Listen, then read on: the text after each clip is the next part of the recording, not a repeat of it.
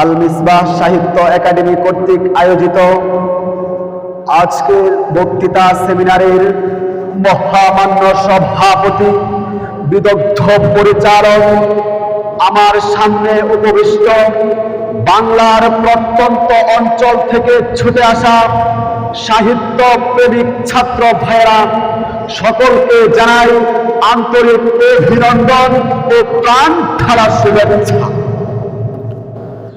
আজকের নির্ধারিত আলোচ্য বিষয় মুহাম্মদ সাল্লাল্লাহু আলাইহি ওয়াসাল্লাম সভ্যতার চিরপ্রজ্জ্বল আলোক বক্তৃতা।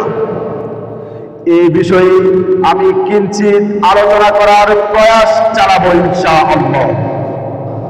প্রিয় সুধী, হযরত মুহাম্মদ সাল্লাল্লাহু আলাইহি ওয়াসাল্লাম মানবতার আলোক বক্তৃতা, হেদায়েতের দিশারি, মানবতার সর্বশ্রেষ্ঠ প্রসঙ্গ, সর্বকালের সর্বযুগের সর্বশ্রেষ্ঠ রাসূল ও মহামানব, পূর্ণাঙ্গ মানবতার দীপ্তিমান চিত্রায়ন, তাওহীদের সত্যে দীপ্ত রবি, শুষ্ক পৃথিবীর সিক্ত প্রাণধারা।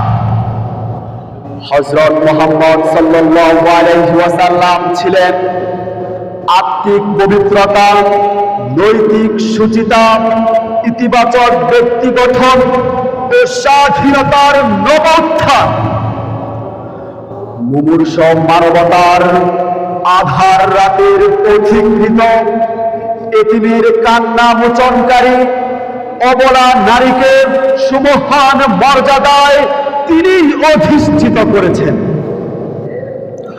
যৌবনের ভোগ লিপ্সা, জাগতিক লোভ লালসা, জ্বলন্ত অঙ্গার ও আগুন, পাশবিক নির্যাতন ও নিপীড়নের বিভীষিকা সব কিছু উপেক্ষা করে তিনি বারংবার প্রত্যয় দীপ্ত কণ্ঠে আহ্বান করেছেন, ইয়া আইয়ুহান নাস ওয়াহিদুল্লাহ তুফলিহুন।